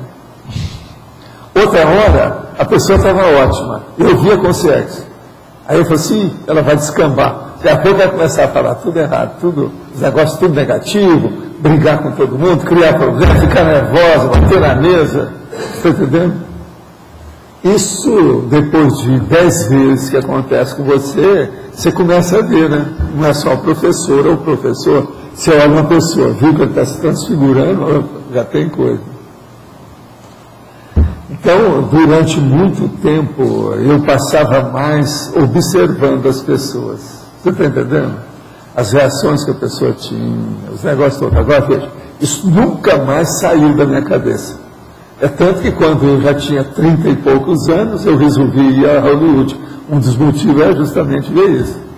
O problema do Atkin, o processo da personificação, o histrionismo, a interpretação de outra pessoa. Qual a diferença disso com a própria vida? A vida é uma interpretação. Nós vivemos num palco, todo mundo é ator e atriz. Então, isso tudo não saía da minha cabeça. Entende? Agora, eu queria ver quais são os dados disso. Uma vez eu falei com o Procópio Ferreira. O Procópio Ferreira teve lá em Uberá e ele fez uma apresentação para os pobres e os estudantes. Então, no Cine São Luís, que era baratinho, que eu ia, naquela ocasião não tinha nem roupa, a gente ia de uniforme. Era o uniforme meu que havia lá da escola. Então, eu fui lá. E ele saiu, na hora que saiu, eu fiquei esperando lá, no Cine São Luís de lado, junto com outras crianças, e conversei com ele. Porque eu fiquei impressionado com ele. A coisa que me impressionou é que é o seguinte, ele apresentava nessa ocasião uma peça, que é sozinho, um show solo, que era O Homem das Mil Caras. E ele então começava sério, daí a pouco ele começava a sorrir, daí a pouco ele começava a rir, daí a pouco ele gargalhava. Logo em seguida que ele gargalhava, ele começava a ficar soluçando, daí a pouco chorava, daí a pouco vinha, daí a pouco ele estava com o soluço profundo, total daquilo tudo que tinha. Isso no palco, na frente de todo mundo. De uma maneira mais natural do mundo. Aquela onda, você está entendendo? De pacificação e de loucura. Assim mostrando um monte de coisa. Aquilo eu falei, não, eu tenho que falar com esse homem. Então eu cheguei lá para ele e falei assim, como é que é isso aí que o senhor faz? É só o senhor que quer e o senhor faz. Com o tempo você acostuma, meu filho. Vocês fazem qualquer coisa. É um processo, então. Isso é que é a interpretação. Você faz qualquer coisa. Agora, eu fiquei encabulado. Ele era feio, baixo, o Procópio Ferreira, mas foi um dos maiores atores que o Brasil já teve. Agora, eu, garoto, fui lá. Esse é o Cine São Luís, ficava lá na praça principal da Matriz de Uberaba, e foi esse que, durante o período, logo depois da guerra, que tiveram lá um programa do quebra-quebra no Brasil, um negócio comunista, uma opção de coisa, que eu estava lá vendo um filme, e na hora que nós estávamos saindo, o povo começou a querer quebrar o cinema. E eu estava saindo de uniforme, aquilo, e tinha pedra, uma opção de coisa que já estava na rua, aquele negócio que eles levaram. Assim, pega as pedras e joga, porque senão nós vamos jogar pedra ou você lá para cima. Lá fui eu. Que ali jeito, porque senão os caras iam acabar comigo. Agora, tinha cara que entrou, porque lá tinha um segundo andar, lá em cima, nos estúdios, com o negócio todo na frente. O difícil lá tinha lá em Uberaba, até há pouco tempo não existe. Então, lá de cima eles pegavam a máquina de escrever lá de cima e jogavam lá, quebrava tudo, pegaram tudo, mas quase que quebraram tudo do Cine São Luís. E eu fui estive na performance do negócio, performática lá dentro para não apanhar. Você entendeu? Agora, tudo tinha gente adulta, não era só rapaz nem estudante, não. Que a maioria era gente de idade, troço grande mesmo. Quebra-quebra, houve esse quebra-quebra no Brasil durante muito tempo. Para fechar a pergunta, então, a relação dessa heterogeneidade e da higiene consciencial seria assim, para que você abrisse de uma forma mais intensa o parapsiquismo, né? A pessoa tem o parapsiquismo... Até certo ponto que eu pensava muito nisso, né? Eu, por exemplo, uma das coisas que eu gostava muito nessa ocasião era ver as mulheres, que lá tinha muita médium, mulher, em trânsito, para ver como é que era o trânsito. Agora, eu vi isso durante muito tempo. Quando eu fui ver já o Procópio, eu já tinha mais de 12, 13 anos, tá entendendo? Já sabia de muita coisa nesse sentido. Então já era diferente. Eu queria comparar o médium em transe com o Procópio em transe também. Só que tem aqui o transe artístico e o transe mediúnico, no caso. Entende? Agora, eu aprendi muito com isso. Mas qual que é a associação que você faz com o parapsiquismo? Da higiene consciencial e da rede? Com o parapsiquismo, você nota, por exemplo, que há uma espécie assim de ondulação da energia. Então você nota que há processo de alteração, de transfiguração. O artista não, você vê que é ele mesmo. Ele não muda. Entendeu? Então há uma diferença enorme. Agora, o outro não, o outro transfigura. Você vê que tem energia. Eu vi gente transfigurar que não era fácil. As tais sessões espíritas que eu fiz com os padres, os dominicanos, tinha um deles que transfigurava tudo. Todo mundo viu que o cara transfigurava. Agora, é muito esquisito que o cara era um padre, mas ele era manchão. Lá pelas tantas ele ficava incorporado, falava como mulher, a cara dele parecia como mulher, tudo dele era de mulher. E os outros colegas dele, tudo vendo o cara que virou a mulher. Agora veja, uma mulher no meio da padraiada, como é que ficava aquilo? Isso tudo deu um impacto naquele povo, que era uma loucura. Agora, a mulher que vinha tinha outra coisa, ela estava danada da vida com aquele povo. Era assediadora, querendo acabar com o mundo. Entendeu? Professor Rossi aqui, uma curiosidade, esse livro, Outramente, eu tive dando uma lida assim, ele fala sobre alteridade, né? E é o Paul, um grande pensador, analisando Levinas, Emmanuel Levinas. Esse pensador Emmanuel Levinas, ele foi... E quem foi ele? Ele foi próximo ao Senhor?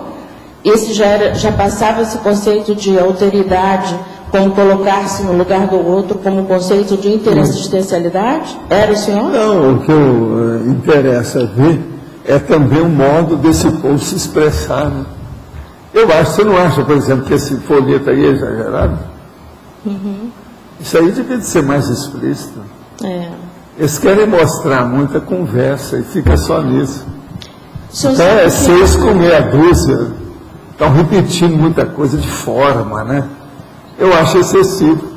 Agora, tem muita coisa assim na filosofia. Né? Em que ano que foi ele? Ele foi grego, na época dos gregos, o Emmanuel, o Levinas? Não, ele vive ainda há pouco tempo, coisa recente. Né? Então ele está se colocando o Paul no lugar da mente. Que eles são considerados recentes, atuais, dos maiores que tem. Olha na internet, você vai ver que ele, eu não sei se ele já morreu, eu acho que não, se morreu faz pouco tempo. Ele vivia até há pouco tempo.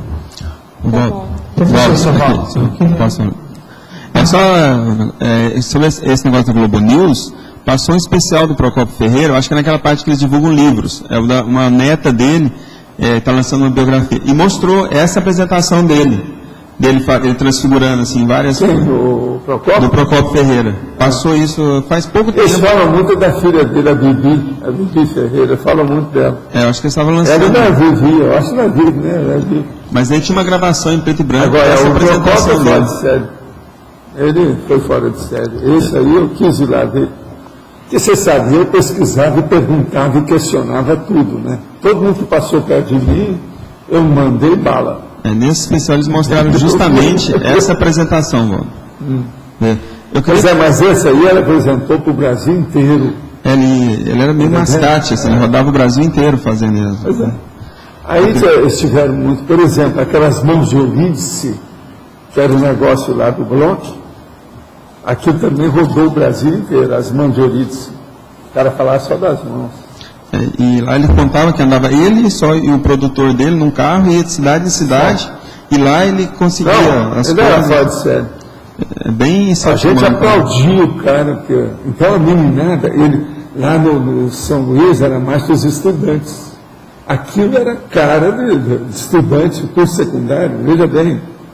Ver o cara interpretar aquilo, é uma coisa impressionante, é outro mundo. Agora, o Homem das Mil Caras, todo o script dele, da peça lá, é muito interessante. E lá mostrou ele é bem feio, né? Ele era horrível. Força presencial enorme. Ele era horrível. Eu queria fazer uma pergunta, é que na última linha da paradoxologia, o paradoxo da personalidade entremostrar no presente as existências passadas, as consciências mais atiladas.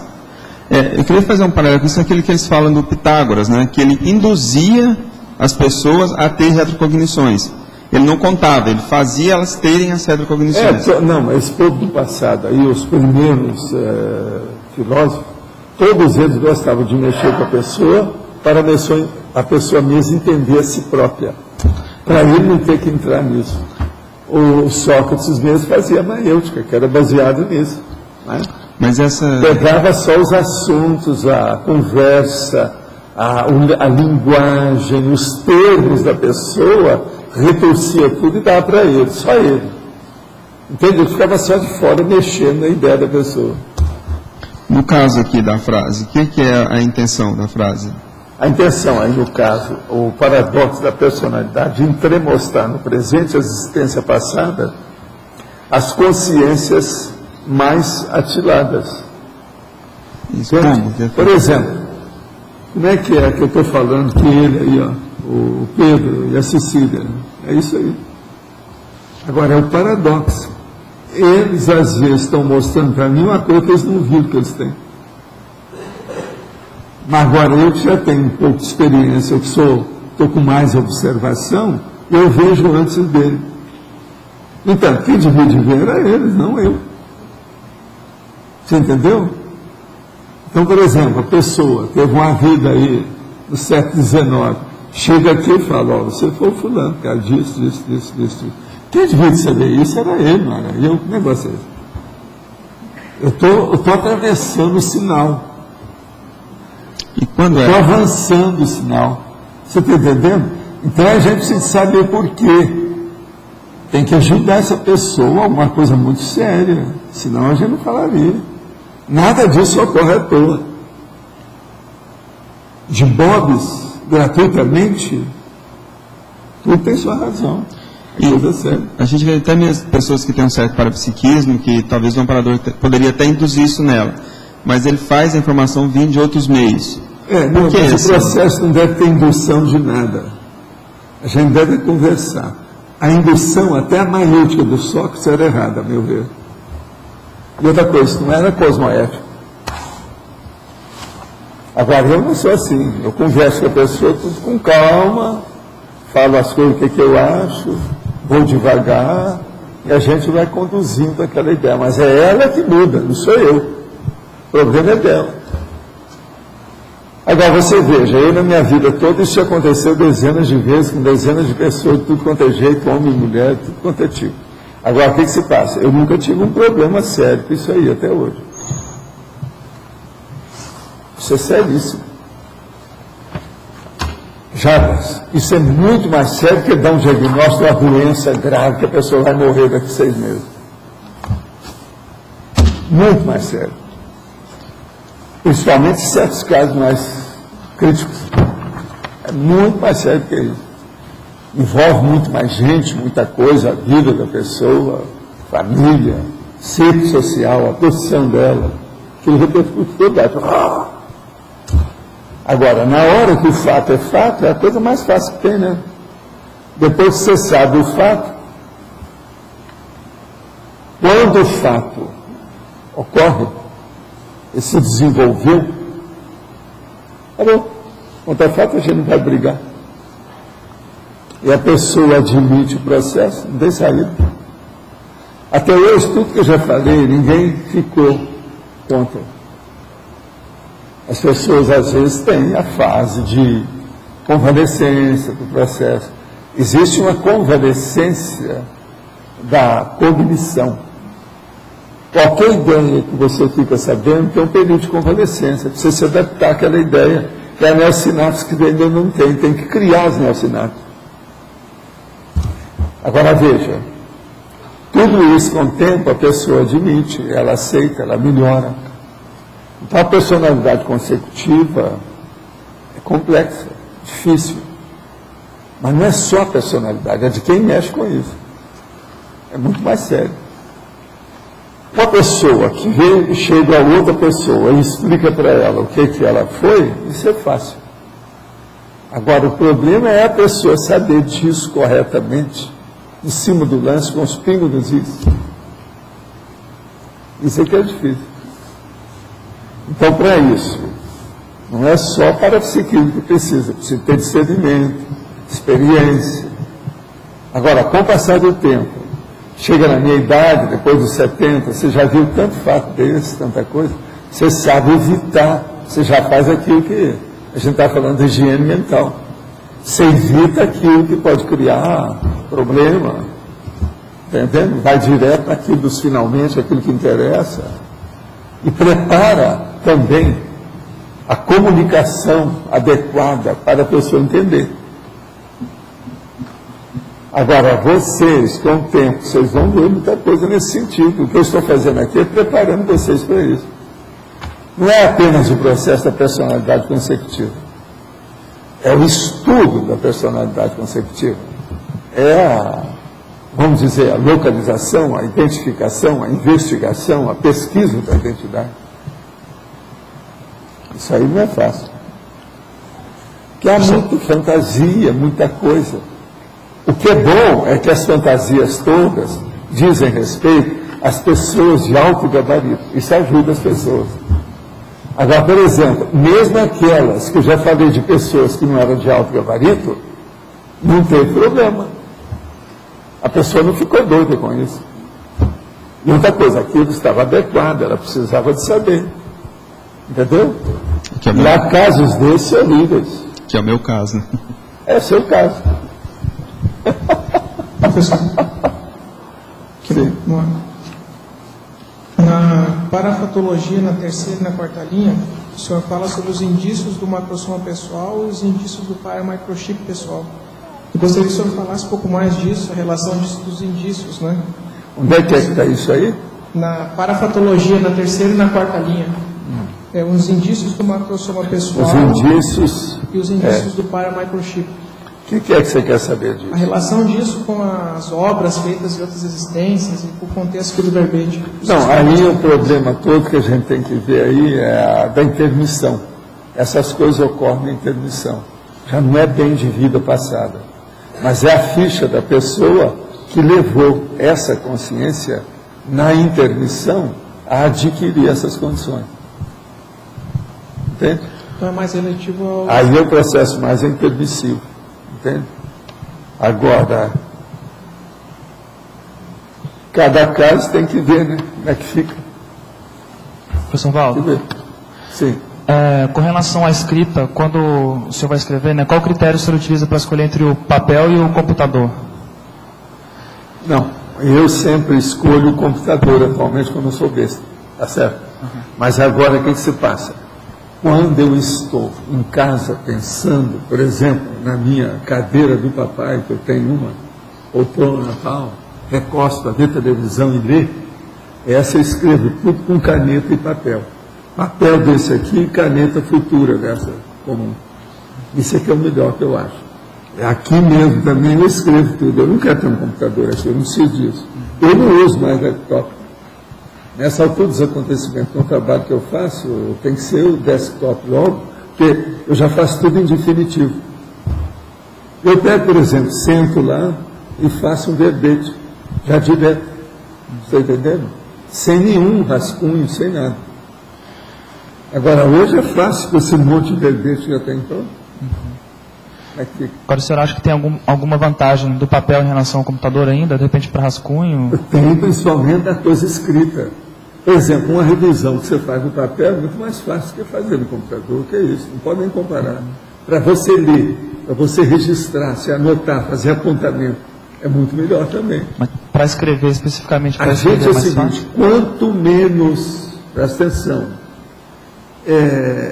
movimentos que você tem que fazer dentro da sua atividade mental somática, melhor para você.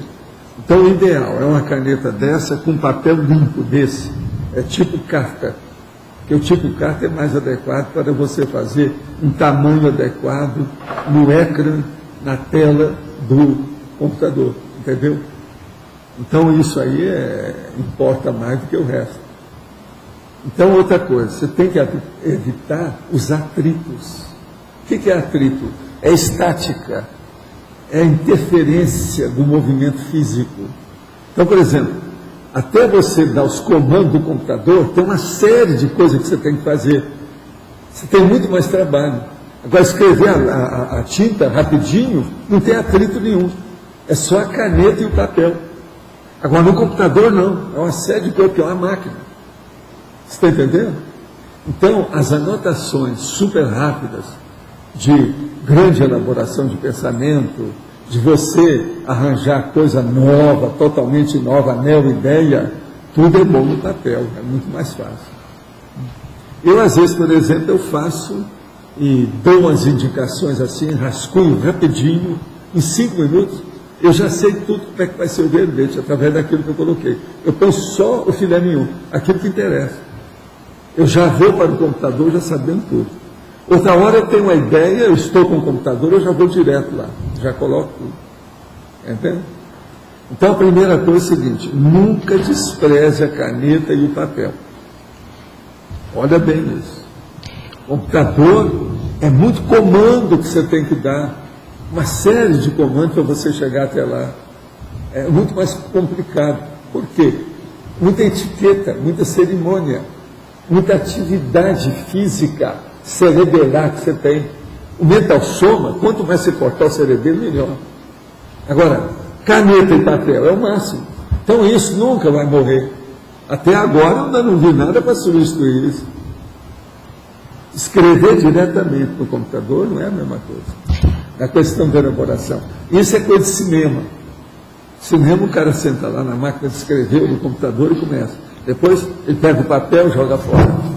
E enche o papel. Quase sempre é assim. Isso é história de cinema, isso é besteira. E outra coisa, quase sempre o cara que escreve, ele chegou e ficou sem inspiração. Isso é bobagem, não existe isso. Falta de inspiração é falta de inteligência. Eles não falam isso. Não perdeu a inspiração.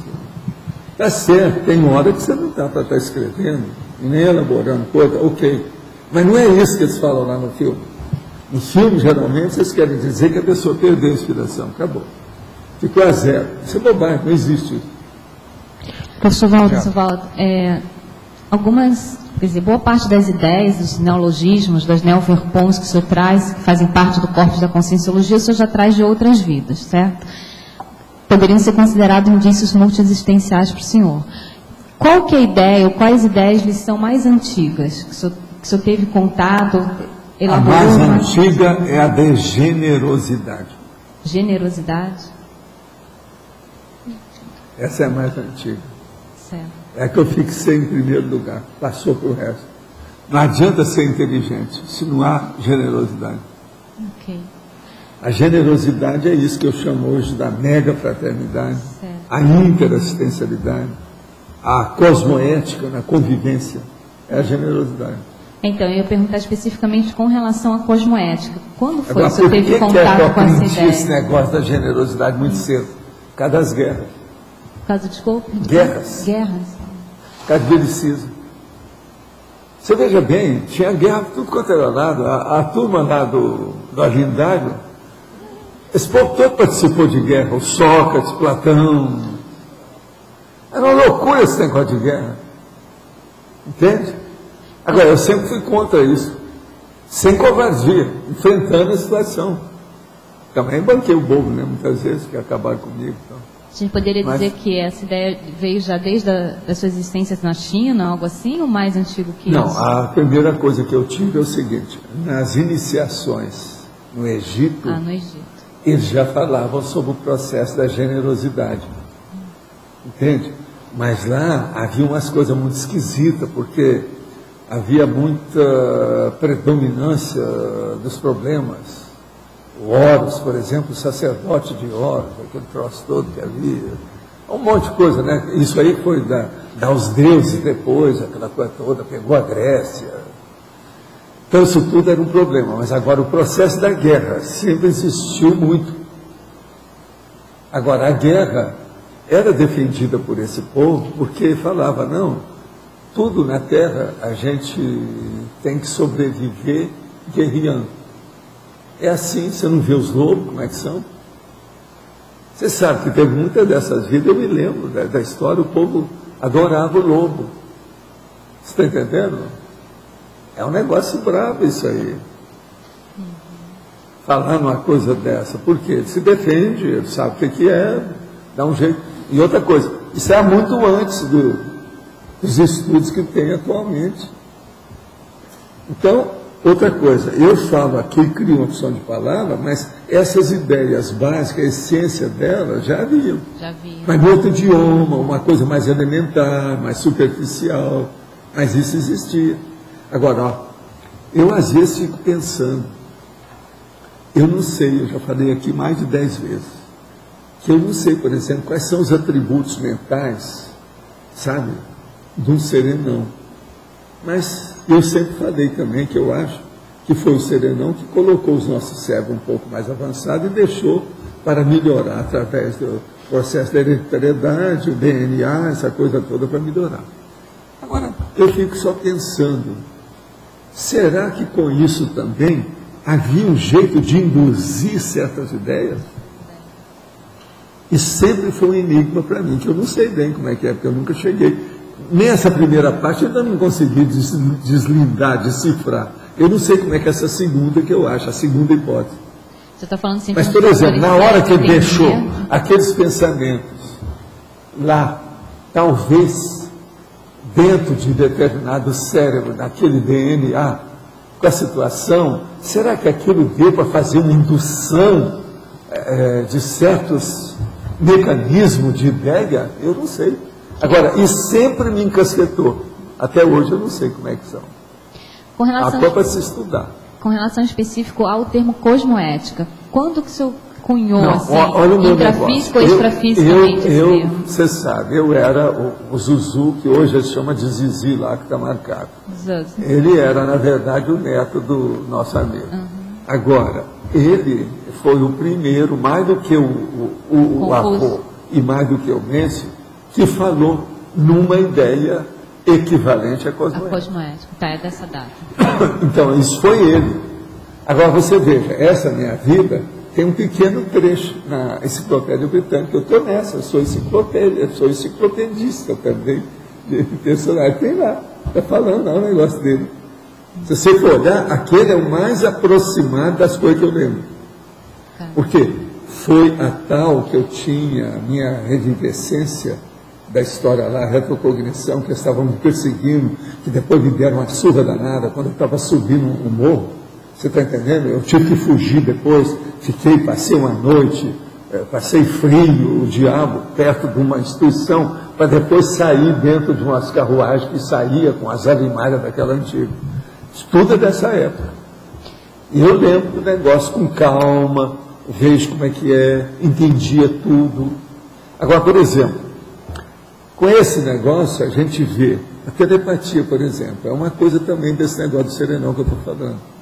Como é que eu entendia tudo aquilo e eu lembro de tudo ali, sem eu ter estudado nada de mandarim ou aquela linguagem chinesa, que na época é muito pior que o mandarim atual. E como é que eu sabia de tudo isso? Então depois vem o Sam Harris falando que como é que o cara vai entender uma coisa? Ele não entende o negócio. Tem esse processo de telepatia, que é coisa muito mais séria que a gente pensa. A gente precisa estudar, é isso, telepatia. O povo não admite isso. Você está entendendo? Então veja, como é que fica essa telepatia com esse processo dentro do cérebro, o problema da transmissão da ideia dentro da retrocognição, que ali é você para você. Você está entendendo? É você para aquela lembrança que você tem da sua personalidade, que você está revivenciando. O negócio é seríssimo. Agora, a hora que eu comecei a ver isso tudo, dá outra ideia. Agora, uma hora, seria bom vocês verem essa minha vida, essa aí eu posso falar, que está lá. Tem uma das edições da Enciclopédia Britânica, tem um trechinho lá da minha autobiografia, a minha biografia, uma bibliografia minha. Assim como essa ideia de generosidade lhe ocorreu em função das guerras, essa ideia de cosmoética, na época do Zaza, lhe ocorreu em função das guerras também ou em função de quê? O que lhe motivou a pensar sobre os conceitos de cosmoética? Guerra, agora, às vezes eram guerras intestinas. São aquelas guerras locais, isso que a gente chama de guerra civil hoje. Eles chamavam isso de guerras intestinas, que era a interna, a nacional, a nacionalista, aquele negócio todo. Então, por exemplo, era uma aldeia contra outra, aquele negócio que tem. Agora, veja, isso não é fácil, né? Agora, por exemplo, essas recordações, vocês todos vão chegar lá. Mas antes disso, você tem que ver se clicar no meio do caminho. Eu vi essa no meio do caminho para chegar nisso. Agora, depois vem Egito, tinta gel, China, com processo lá. Tudo isso é do povo muito antigo, bravo. A Grécia veio depois disso. Depois de tudo isso. Tudo isso. Muita coisa se passou. Agora, por isso que eu falo, por exemplo, um século não é nada. Milênio também eu acho que não é nada. Perante essa situação. A hora que você tem aquela visão de conjunto do processo de retrocognição, isso fica muito pequeno. Agora, eu já encontrei com muitas pessoas que lembravam de muitas vidas e outra coisa, mudaram a vida. Agora, veja, ninguém tinha muita coragem de estar falando a verdade. Eu encontrei umas 5 pessoas, são mais ou menos 5 homens. Nunca vi mulher nenhuma que tivesse aberto o jogo para mim, porque mulher sempre esconde o leite, né? Negócio é sério. Mas homem, eu já vi uns 5 na minha vida que lembrava de vida do jeito que eu lembrava. Mas a maioria não queria se dispor a expor. Você está entendendo? Não entrava nessa. Valdo, quando a gente teve... Que é o processo do dizer e o dito. Quando a gente esteve na China, uma das vezes que a gente foi em Chufu, tá assim, né? Quando a gente esteve em Chufu, na China, a guia local, né, era uma estudante do confucionismo universitária. E eu perguntei para ela, das 77 gerações do Confúcio, qual que era aquela geração que mais tinha se destacado pelo trabalho e tal. E ela falou que era a 3ª geração ela não usou o termo generosidade, mas ela usou um termo assim, que era um dos líderes da época que tinha uma característica de benfeitor, mas olha, paciência. Eu falo nisso, os chineses, tudo lá do negócio, vem para cá, olha que energia. Não sou eu, isso é deles. Está vendo? Se eu faço evocação, o negócio vem a toda. Agora, não adianta você estar pensando nisso ou pensando 24 horas só nisso. Dá vontade. A evocação tem que ter uma razão de ser. Sim. Quem provocou o processo aqui não sou eu. Isso nasceu do próprio verbete com as coisas todas que tem. Você está entendendo? Então, a hora que o negócio não é da gente, que tem espontâneo, quase sempre tem uns banhos de energias também junto. Então, a melhor de ser da evocação é quando não é provocada por nós, de uma forma ela vem de fora e ela bate em de fora você. pra dentro. Entendeu? É por ricochete. Tá. É a chamada por tabela indireta. É a melhor que tem. Gente, Emmanuel Levinas, de Soma, 25 de dezembro de 95 em Paris. Viu? Está aqui, ó. Estão avisando. Eu sabia, porque ele era vivo até há pouco tempo. Sempre tive grande facilidade para desenhar. E quando pequena, entre 4 e 6 anos, desenhava mulheres vestidas com roupa europeia da Idade Média em detalhes, sem nunca ter acessado esse período, imagens ou informações do tipo. Além das habilidades inatas darem indício de vidas prévias, os elementos dessas habilidades também trazem consigo essas informações. Poderia explicar? Sim. Você já deve ter mexido com o processo e ter costurado para muita mulher, porque a porta na cara. Você era aquilo que hoje se chama de figurinista. Não é isso? O processo é esse, está na cara. Do jeito que está aqui, é assim. Olha, eu conheço uma pessoa que é isso também, desde pequena, e que ela é assim. Sabe quem é, né? A Graça. A Graça desenha assim, ó, na hora. Agora, tudo é meu povo do passado, né? Por isso que a gente está junto. Nossos comerciais, por favor. Obrigada. As pontuações da tertúlia de hoje foram 86 assinaturas no livro de presença, 25 perguntas presenciais, 8 perguntas respondidas online. Hoje vamos ter 3 recados. Igor, imersão na tenepsologia, Milena, amigos da enciclopédia, Felipe, curso alto para psicometria. Boa tarde a todos, estamos aqui para divulgar a imersão na tenepsologia.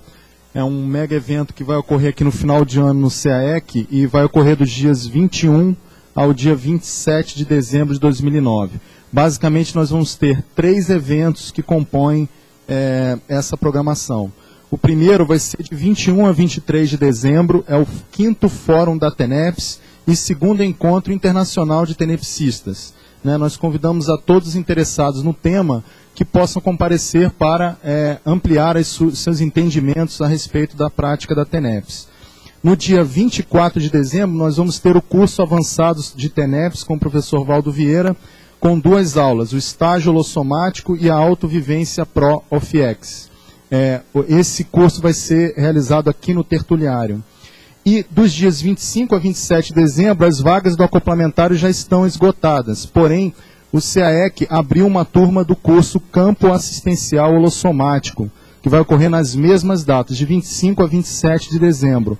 Há também um pacote para quem quiser fazer todos os eventos da imersão na tenepsologia, ou seja, o Fórum da TENEPS, mais o curso avançado, mais o Campo Assistencial Holossomático. Esse preço de pacote está com desconto até o dia 15 de dezembro.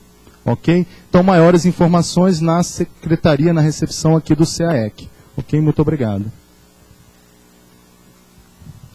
Boa tarde a todos. Nós gostaríamos de convidá-los para participar do programa Amigos da Enciclopédia, que vocês sabem que agora no final do ano vai ter uma série de notebooks, cursos que vão ser sorteados. Então é uma oportunidade de a gente ajudar num dos maiores projetos da Conscienciologia, com R$60 mensais. Todo mundo pode ajudar, eu acho que é factível aqui para todos nós. Então aqui a Cris está mostrando um dos notebooks que vão ser sorteados no dia 31 de dezembro. 1 GB de memória, HD de 160 GB, internet sem fio, tela LSD, Windows XP. Então é um ótimo computador, todos nós precisamos de um. Então quem quiser participar do programa Amigos da Enciclopédia é R$60 mensais em 12 vezes. Maiores informações, pode procurar aqui a Secretaria do CAEC, o telefone aqui do CAEC. Para as empresas que também quiserem ajudar, nos amigos da enciclopédia, é uma oportunidade. O patrocínio sai, né, no site aqui da Tertúlia Online. Obrigada. Pessoal, a lembrança é para o curso Auto para Psicometria. O curso vai acontecer do dia 28 a 31 de dezembro. São 5 EPICONs ministrando o curso, mais 3 especialistas da CCCI.